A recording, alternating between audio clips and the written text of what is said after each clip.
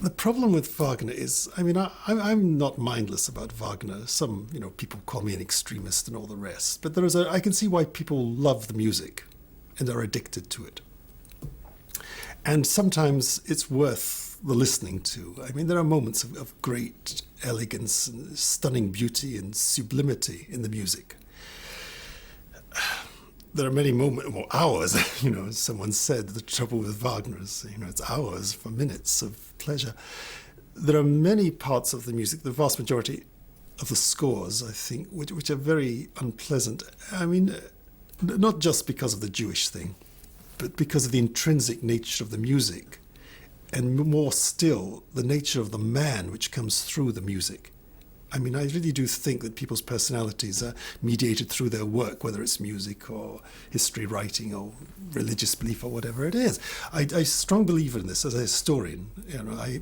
Anti-Semitism, I would say, it's not the ideology of anti-Semitism that interests me. That's sort of mechanical stuff. Who cares?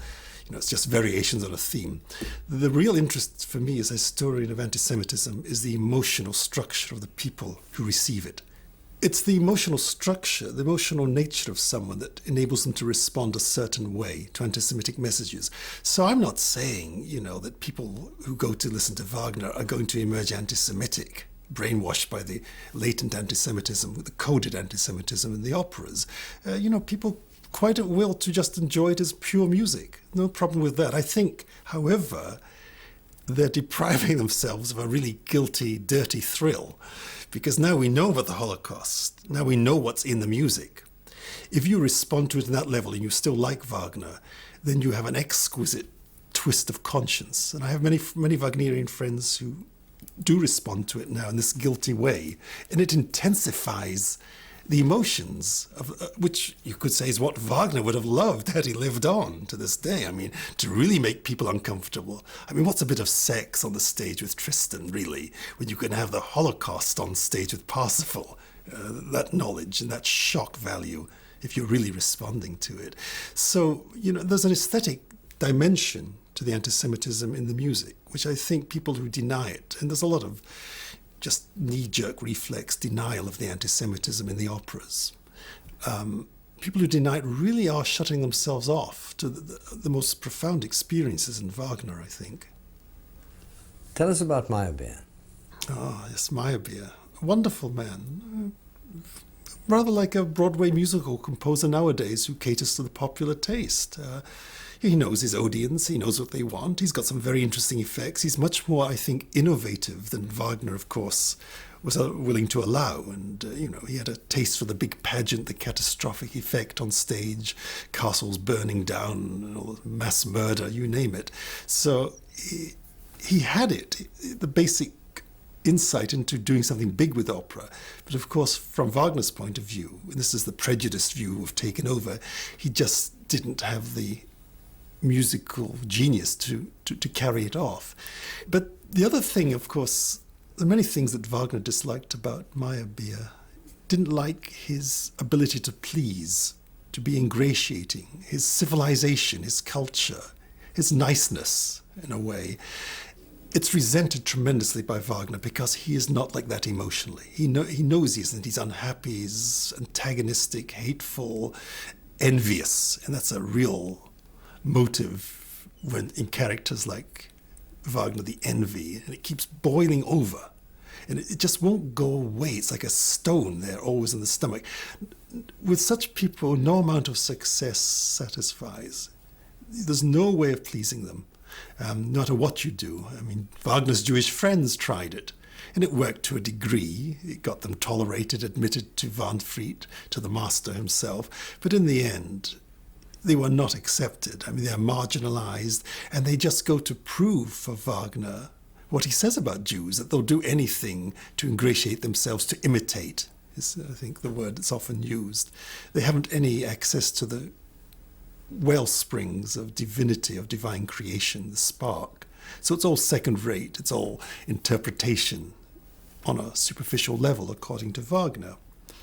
Now, when you look at Wagner's attitudes to perhaps most peculiar character of all in his acquaintance of the Jews, that's Heine, the poet.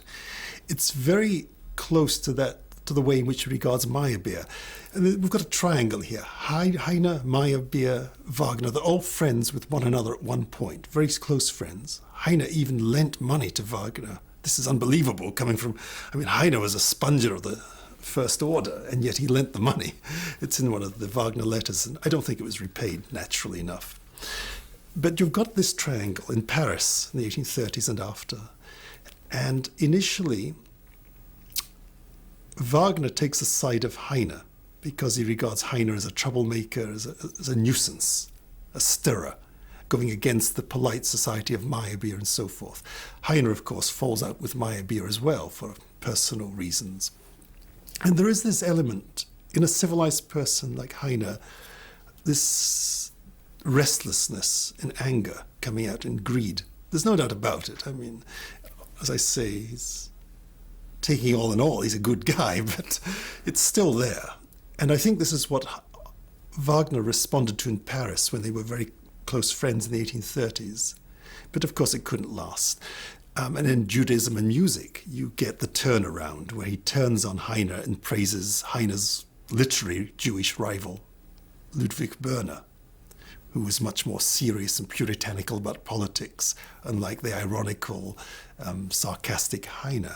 And it's very interesting. A lot of the literary themes that you find in Heine, Walküre, for example, Götterdämmerung, Tannhäuser, Flying Dutchman, these are absorbed by Wagner, but he resents, after a while, by the mid-1840s, I think, he resents greatly their flippancy. Heine treats them in almost a postmodern way, flip way. It's all pretty women, pretty girls smile in The Flying Dutchman instead of a great saga of human redemption through woman's love, as Wagner makes it. And here you're getting to one of the essences of Wagner's personality, his priggishness, his puritanism. He's a serious German romantic. He's got a debased view of women beneath all the idealization, I think. And you can tell it in the way he makes jokes, or the Venusberg. And this is just a sort of schoolboy's German joke, the Mount of Venus, female anatomy. It's quite, to me, it's unmistakable. That might be my juvenility coming out, but it takes one to recognize one, perhaps. So you're getting that. And he begins to resent this lack of seriousness, this Jewish flippancy, this wit, this Jewish wit in Heine, and to a degree in Meyerbeer, where it's much more subtle still and less damaging, of course.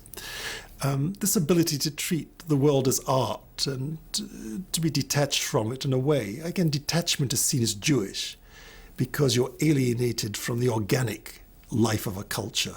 All you can do is criticize it in a negative, corrosive way. And Wagner and all the other anti-Semites use this term corrosive Jewish mentality. Jewish analytical power is corrosive. It destroys the organic, the true culture of nobility, love, redemption, and so forth. So when Wagner does turn on Heine in Judaism and music, it's a violent letting out of the spleen, I think.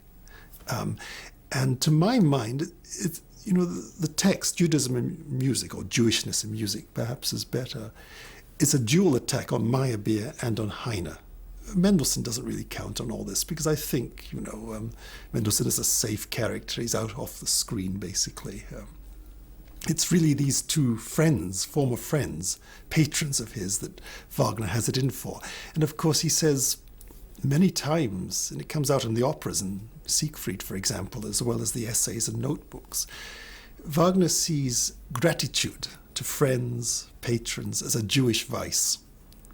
It makes people dependent. You're no longer a free human being if you have to be grateful to your patron or your friend or your parents. You're like a child. A child is grateful, but it's a crude, artificial emotion which is imposed on Western humanity, especially Germany, by the Jews.